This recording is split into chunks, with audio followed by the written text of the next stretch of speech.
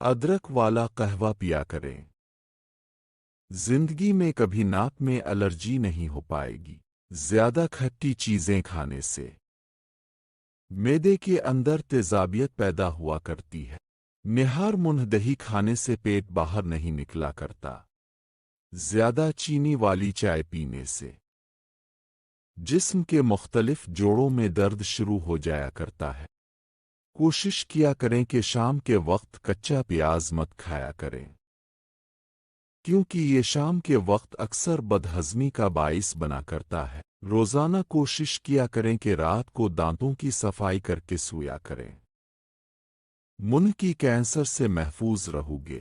مولی کے پتوں کو بطور سلاد کے طور پر کھانے سے آدمی جگر کی بیماریوں سے کافی حد تک بچا رہتا ہے۔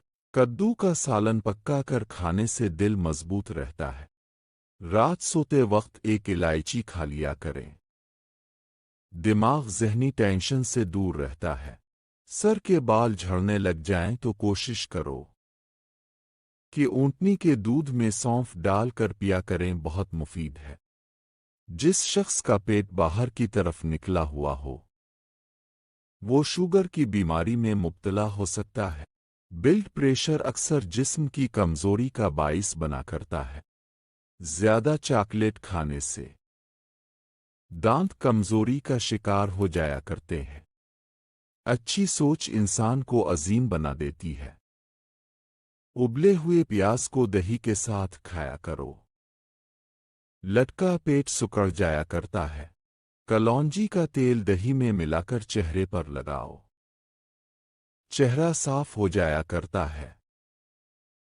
جن لوگوں کو دمہ ہے وہ چکنائی والی چیزیں مت کھایا کریں۔